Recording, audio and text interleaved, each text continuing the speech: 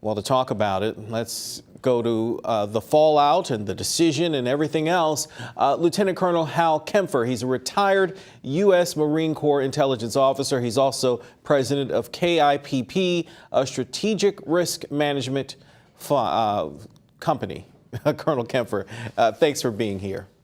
There had to be some... Thank you, Derek. How are you? There had to be some war crimes in Afghanistan after all these years of war. Is the International Criminal Court saying they can't prove it?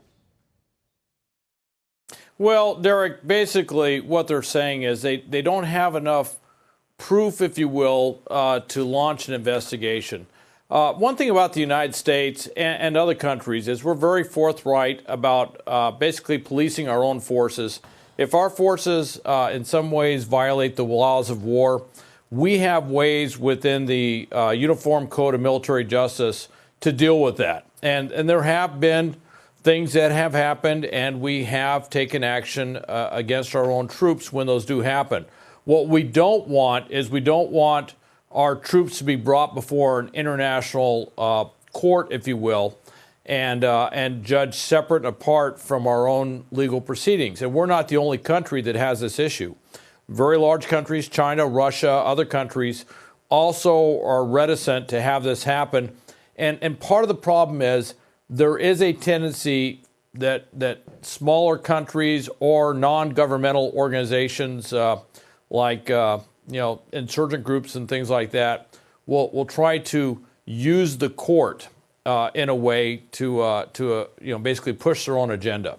But you're a military intelligence guy. I mean, there had to have been some war crimes committed, right? Well, war crimes is kind of a large term. Have there been things that violated the Uniform Code of Military Justice? Yeah, over the last, well, not just in Afghanistan, but certainly Iraq, lots of things have happened that have resulted in basically, court-martial, non-judicial punishment, things like that. War crimes, as we typically think of it, those are pretty broad things. Those are, we think of, we really harken back to World War II, and we think of the Nazis. We think of, Tojo in Japan, some of the generals that, basically just these mass atrocities, things along the lines of perhaps the Holocaust. Those are massive war crimes. What we tend to see here are smaller things, and we tend to take care of them on our own. But what about the court's credibility here? I mean, the court seemed to just decline to go there really on war crimes, even after spending more than a year deliberating. Well, the court has kind of done us a favor, if you will, by deciding not to investigate. Who knows where that investigation would have gone? The other thing is they were looking at things like rendition, some of the intelligence things that were being done.